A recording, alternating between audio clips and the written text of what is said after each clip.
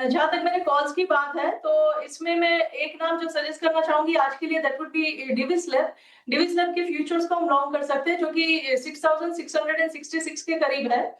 और यहाँ पे हम 6630 का एसएल लगा सकते हैं। तो 30-35 रुपीस के एसएल के साथ इसके फ्यूचर्स को अगर हम लॉन्ग करते हैं, इसमें हमारा टारगेट हो सकता है 6750 तक का।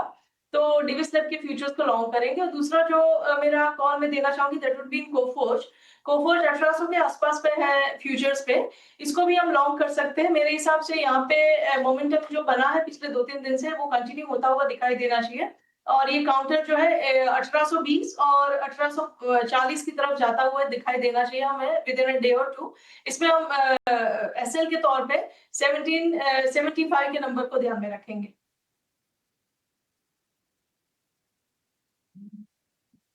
₹1800 तक जाता हुआ आपको कोफोर्ज दिखेगा। 1250 के लेवल के बाद से ये शेयर गजब के मोमेंटम में है। तो 1820 1840 के टारगेट होंगे। ₹1775 का आपको स्टॉप लॉस लगा के चलना है। तो सी लीटर वाला शेयर, और दूसरा जो शेयर है वो डी लीटर वाला डिवीज लैब्स है। और डिवीज लैब में भी तेजी का मोमेंटम देख रहे हैं रचना जी, इसमें भी आपको बाइंग करने की सलाह ही। ये दो शेयर हो गए।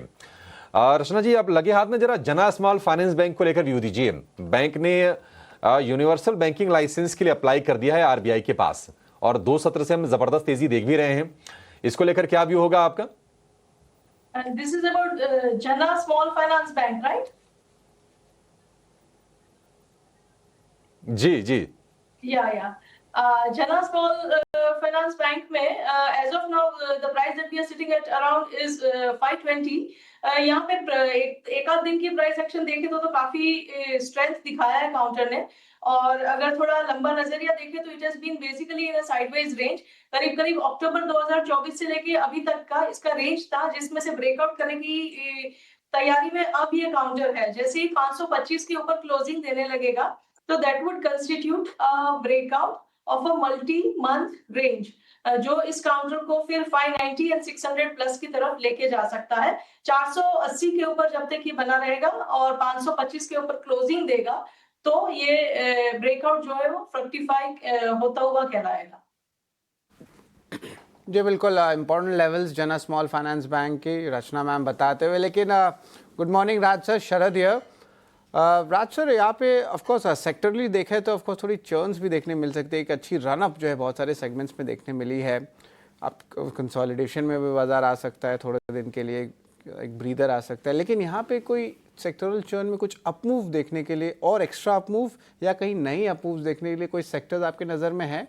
और अगर है तो कौन से सेक्टर्स है और कौन से स्टॉक्स पे हमारी नज़र होनी चाहिए? सो आपने गुड मॉर्निंग फर्स्ट, जो आपने मेरे को शो पे बुलाने के लिए। और जैसे कि आपने बताया कि हाँ, सेक्टरल रोटेशन तो हो ही रहा है। और हमारा पहले भी यही मानना था कि जैसे भी जो ग्लोबल क्यूज जैसे आ रहे हैं, मतलब ट्रेड वॉर्स के चलते या ट्रेड नेगोशिएशन जो चल रहे हैं, इसकी वजह से जो हमारा पोर्टफोलियो का जो कंस्ट्रक्शन भी था, वो मेजोरिटी जो डोमेस्टिक जो फॉर्म्स है जिसको इंटरनेशनल मार्केट से तो इतना इम्पैक्ट नहीं होता, तो हमारा जो मूव था वो वहाँ वो सेक्टर्स और वो स्टॉक्स के रिलेटेड ही था। तो जो हमारा जो व्यू है करेंटली वो इंफ्रा, पावर, ये सब जो सेक्टर्स है, केमिकल्स थोड़े बहुत, उनमें हमारा पॉजिटिव व्यू है। और इनमें अगर हम देखेंगे तो हमारा हमने पहले भी बताया था कि जो मेघमनी ऑर्गेनिक्स है, तो MOL उनका है, तो वहाँ पे हमारा एक पॉजिटिव व्यू बन रहा है। और अगर आप देखेंगे उनके जो क्वार्टरली नंबर्स भी आए थे, तो कंपनी ने एक बहुत ही शानदार एक टर्नअराउंड किया है from loss making company to profit making company. तो इनमें जो कंपनी के जो सेगमेंट्स की अगर मैं बात करूं तो पिगमेंट्स करके है, और जो दूसरे जो फर्टिलाइजर्स की जो उनमें जो प्रोडक्ट्स है, तो उनमें कंपनी की मैनेजमेंट काफी बुलिश है। और ये जो एंटी डंपिंग चाइना की वजह से जो उनको एक एड मिला है, तो वो काफी प्रॉफिटेबिलिटी कमिंग क्वार्टर्स के लिए हो सकता है। और मैनेजमेंट ने गाइडेंस भी दिया है 15 to 20% ग्रो करने का फॉर FY26। तो मुझे लगता है कि ये लेवल पे भी जो स्टॉक है वो काफी उनका जो रिस्क रिवॉर्ड है काफी फेवरेबल है। और अगर आप पिछले कुछ दिनों में उनका ट्रेंड भी देखेंगे तो स्टॉक ने टेक्निकली बेसिस पे हायर लोज भी बनाए, जो काफी पॉजिटिव है। तो हमारे जो मैंने आपको कहा कि जो डोमेस्टिक चेसिंग थीम्स है, पावर हो गया, जैसे मेक ऑर्गेनिक्स केमिकल्स में हो गए, पीएसयू बैंक्स जैसे हो गए, और रियलिटी, ये सब सेक्टर्स में हमारा एक पॉजिटिव व्यू है, तो हम ये सेक्टर्स पे काफी पॉजिटिव है अभी के लिए। सो सेक्टर स्पेसिफिक केमिकल प्लेज हैं, पीएसयू प्लेज हैं, जहां पर पॉजिटिव फंडामेंटल आउटलुक इस वक्त हमारे फंडामेंटल एक्सपर्ट राज की तरफ से आता हुआ, और ये सारे स्टॉक्स जो हैं फ्लेवर में भी, इस पर नज़र भी होनी चाहिए। स्टॉक में मोमेंटम है और आने वाले दिनों में भी इसमें मोमेंटम जो है जारी रहने की पूरी संभावना नजर आ रही है। लेकिन जहां